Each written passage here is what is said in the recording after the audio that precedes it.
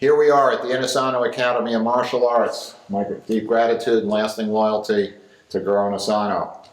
And today we're going to be doing Kali Tudo 4.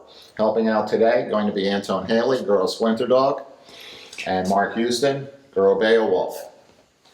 And let's begin with a little bit of a sense of where Kali Tudo comes from and what its purposes are in Dog Brother Martial Arts. Dog Brother Martial Arts has its foundation in the Dog Brothers experience, real contact stick fighting.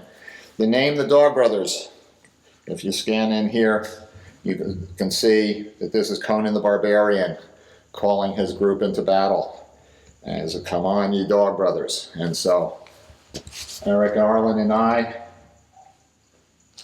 we started the Dog Brothers. But the foundation, what we are doing in the ritual space, was originally developed in real serious group-on-group tribal combat in the jungles of the Philippines. Many weapons, many ways of going about it. In the aftermath of the Spanish-American War, the Filipino independence movement, if we see here, see this KKK? Those of you who know that we blend Kali and Krabi Krabang, which gives the initials KKK. In the Filipino context, the KKK refers to one of their independence movements. That might be misunderstood here in the modern American context, and that's why I developed the name Tricas, as in the 3Ks, Los 3Ks, Los Tricas, Dos Tricas for when we're going double stick. So now bring it back this way. So as the Filipinos, because of the nature of the legal relationship between the Philippines and the United States as a colony, as a commonwealth, and eventually as a free country, Filipinos came to America. And as we see in this picture up here where it says Little Manila, Stockton, California, that's where Guru Inosanto was born. And so many of them were there in Stockton, which is the heart of the Central Valley of California, doing agricultural work. You see the farm tools they have included continuing work with machetes, what they call bolo knives. And when World War II began, the Filipinos there, they joined in great numbers to go free their homeland.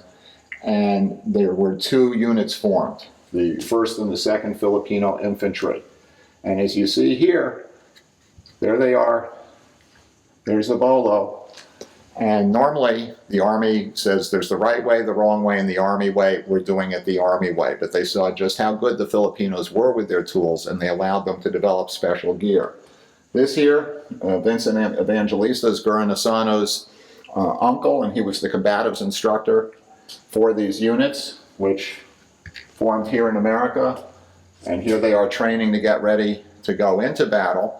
And the art was used in this context very seriously in the close quarters of jungle fighting. This is where Grandmaster Leo Harun fits in his mini documentary is on our DVD, The Grandfathers Speak. So this is a sense of the lineage of where the art comes to.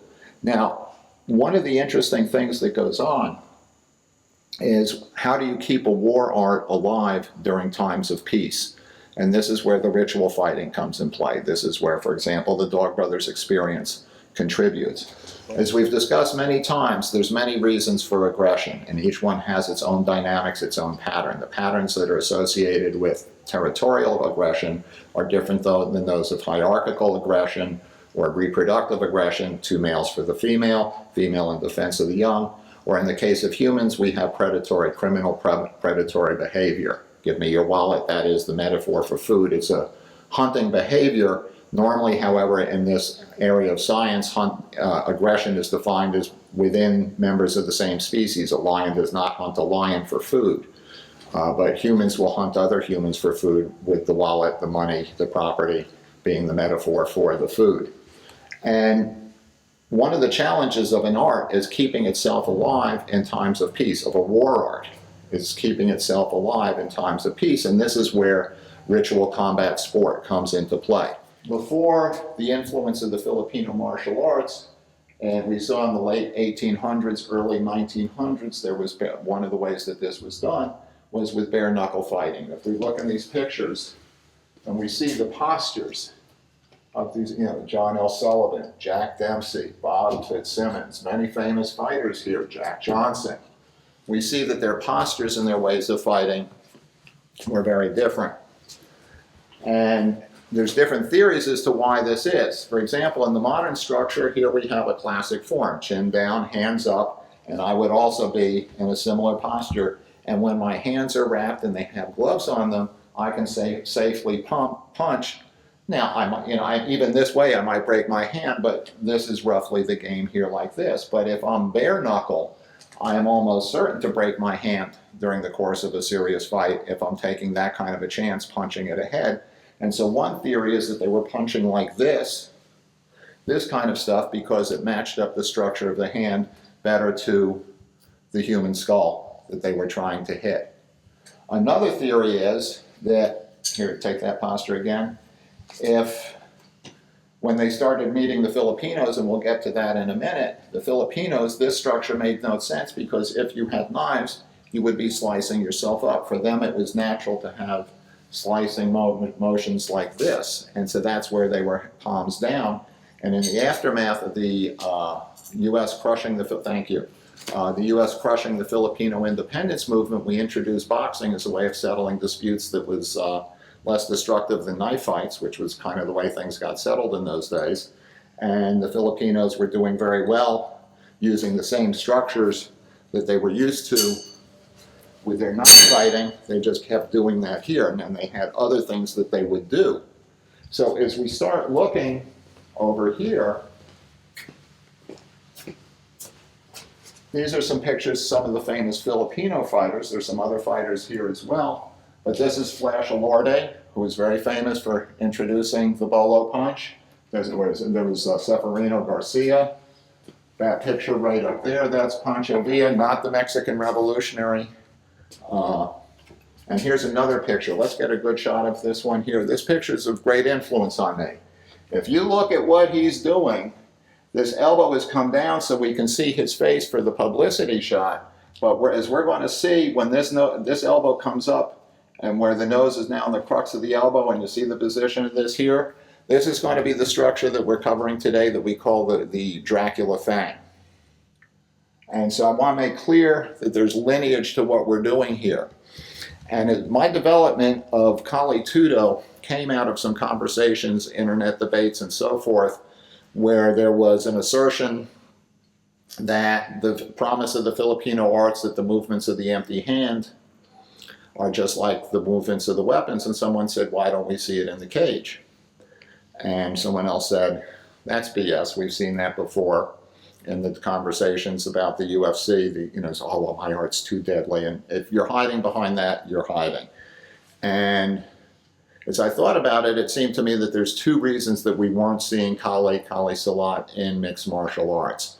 One is that most people have not adrenalized their weaponry movements. They have not used them in some sort of fighting context. And the second reason is most of the people that have done, for example, dog brother stick fighting, particularly in the days that I was asking this question, most people were single stick, and it's harder to translate a single stick motion into an empty hand fight.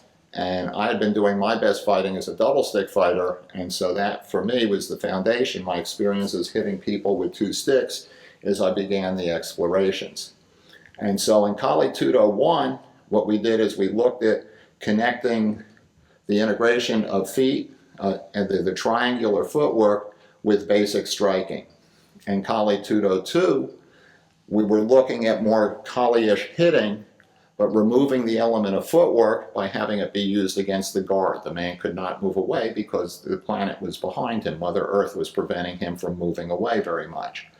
And then in Kali Tudo 3, we started looking at the issues of when we're striking here like this, what about the guy that drops in and under? We brought in Kenny Johnson, world-class trainer to champions wrestling, MMA wrestling, for making sure that we had a good sprawl, but we also introduced the rising strike, the bolo punch, as another way of solving it.